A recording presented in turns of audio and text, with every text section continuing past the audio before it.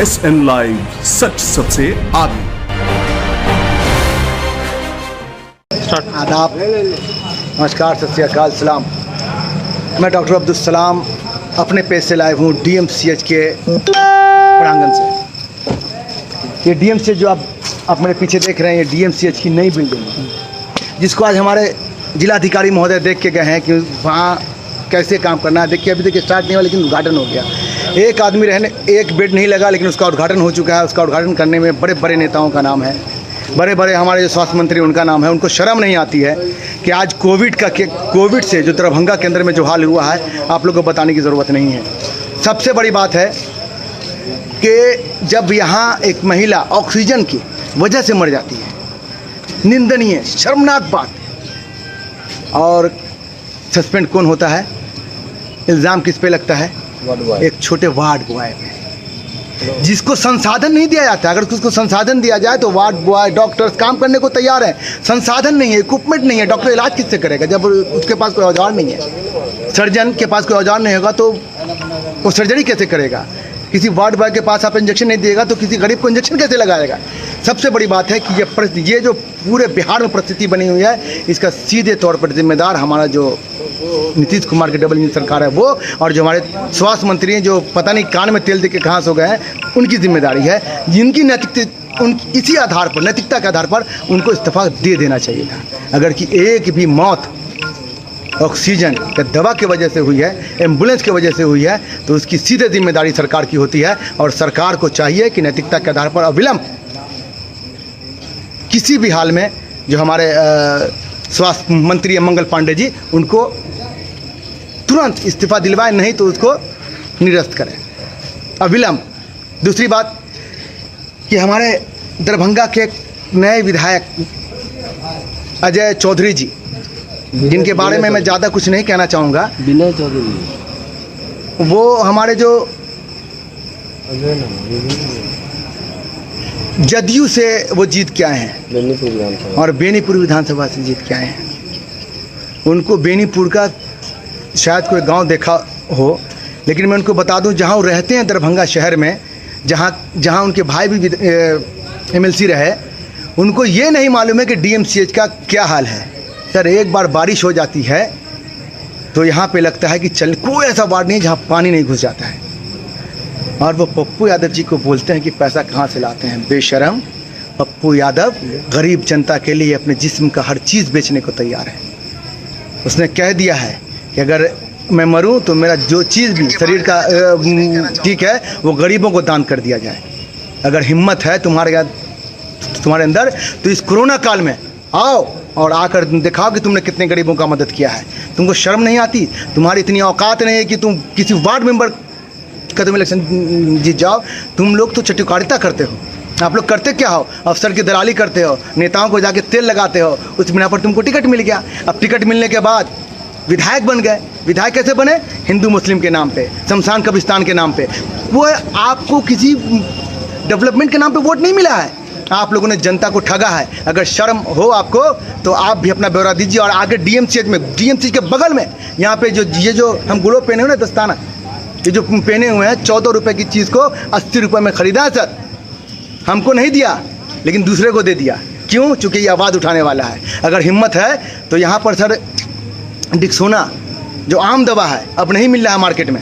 अगर हिम्मत है तो उसको आके यहाँ पे काला बाजारी और रोक के दिखा दीजिए।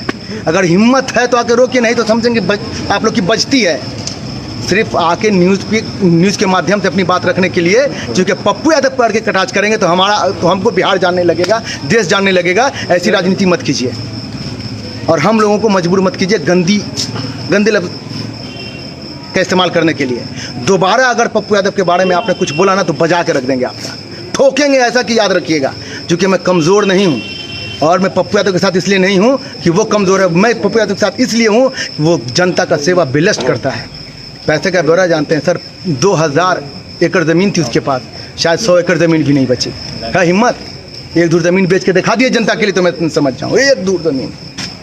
आप लोग तो नोचने वाले लोग हैं, जनता को खून चूसने वाले लोग हैं। इतना बड़ा यहाँ पर DMCH और DMCH के प्रांगण के बाहर जितनी भी दवा की दुकान है, हर जगह ब्लैक हो रहा है। आपको हिम्मत है तो रोक के दिखा दीजिए। ऑक्सीजन का जो पाइप आता है सर, जो 60 रुपये में मिलता था, आज कितने में मिल रहा है? 450 रुपये में मिल रहा है, 400 रुपये में मिल रहा है। रोक के दिखाइए ना, हिम्मत है तो। लेकिन पप्पू यादव में हिम्मत था, उसने राजीव प्रताप रूड़ी की जाके बजा दी अच्छे से, खूब अच्छे से बजाई, फड़फड़ा के लगा सबको। जितने बीजेपी वाले सब अच्छे थे आगे सामने में, और कह दिया था ये गोबर पात्रा कि 3 दिन के बहन को महंगा पड़ेगा, महंगा पड़ गया। क्या किया सरकार ने? सरकारी तौर पर अपहरण कर लिया। कोई केस तो था नहीं, सब केस में बरी थे, सब केस में बरी थे। लेकिन आपने क्या कहा था विधायक साहब? आपने कहा था ये अपराधी हैं। अगर अपराधी हैं तो ये बताइए, गरीब का मदद करना अपराध है क्या? जो आप एम्बुलेंस आपके सरकार के जो मंत्री हैं, उन्होंने जो MP लैट के पैसे से एम्बुलेंस जो खरीद के रखा गया था, उसको चुराया, उसको चुरा करके घर में रखा। क्या ये सही था? अगर ये सही था और पप्पू यादव ने उसको उजागर करने का काम किया है, तो ये अपराध उसने सही किया। मैं उसके साथ, और पूरा बिहार उसके साथ खड़ा हुआ है। सिर्फ मैं क्यों, पूरा बिहार खड़ा हुआ है। आपको शर्म नहीं आती? दरभंगा के अंदर में आप मिथिलांचल के अंदर में रखे आपने ऐसे शब्द का इस्तेमाल किया।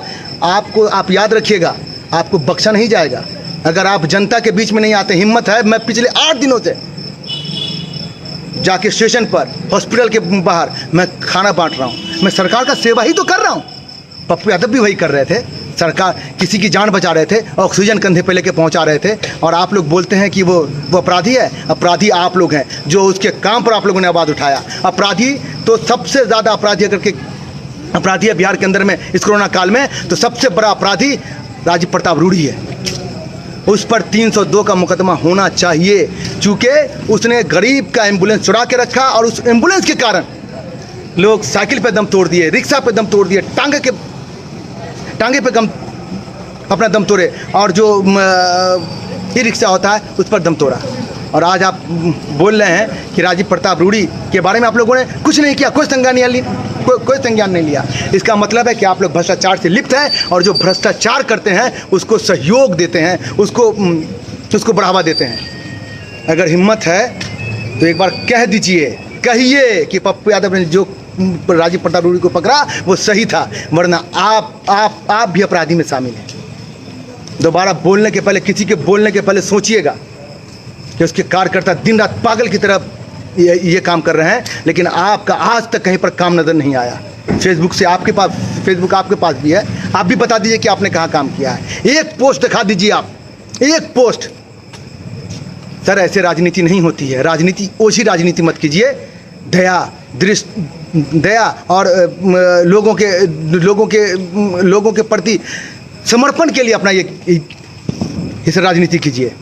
DMCH के अंदर बहुत सारे लोग बीमार पड़े हैं सर, आके कभी देख लीजिए, आपको एहसास हो जाएगा। जब ये पेन लीजिएगा ना कि मेरे घर का लोग कोई बीमार है, तब आपको एहसास होगा। उठे और बोल दिया कि पप्पू यादव अपराधी है, दोबारा बोलने के पहले सोचिएगा, वरना आपके भी चिथड़े उखेड़ के रख दिए जाएंगे। क्या हैं आप, और आपके घर वालों ने जो मुख्यमंत्री के साथ क्या रिलेशन रहा है, सब कुछ उखेड़ के रख दिया जाएगा। दोबारा बोलने के पहले सोचिएगा, वरना ठोकने में टाइम नहीं लगेगा। अच्छे से ठोकूंगा, और फेसबुक पे आके ठोकूंगा, और न्यूज़ के माध्यम से ठोकूंगा। दोबारा बोलने के पहले सोचिएगा। राजीव प्रताप रूड़ी बाप है जो बोलने में ये शर्म आता है। गरीब जनता के पैसे से जो एम्बुलेंस लिया गया, गरीब जनता के लिए आया था। पहले बोलता था कि भाई ड्राइवर नहीं है, जब ड्राइवर पप्पू यादव ने मुहैया कराया तो बोला कि फिटनेस नहीं है। और 24 मिनट के प्रेस कॉन्फ्रेंस नहीं कर सकते, ये कहेंगे कि इंट्रोडक्शन था उसका। उसने 24 मिनट में 18 मिनट अपना इंट्रोडक्शन दिया कि मैं क्या हूँ। उससे बड़ा वाइट कॉलर क्रिमिनल पूरे बिहार में कोई नहीं है, वरना आज तक जनता के बीच में कोई काम करने नहीं वाला सांसद हो गया। कैसे हो गया? चटुकारिता के कारण। चटुकारिता किया उसने, चटुकारिता के वजह से वो MP है, सांसद हुआ, मंत्री हुआ। सर, बोलने के पहले सोचिएगा, अन्यथा बहुत ठोकूंगा आपको। दोबारा बोलने के पहले सोचिएगा। मेरे लाइव के साथ जो लोग जुड़े रहे उनका मैं दिल से धन्यवाद देता हूं, और एक बार ज़रूर बोलता हूं कि पप्पू यादव की रिहाई के लिए आप लोग आवाज़ उठाइए, क्योंकि पप्पू यादव को 9 दिन से, इन लोगों ने 10 दिन हो गया, आज 10 दिन से कैद में करके रखा है।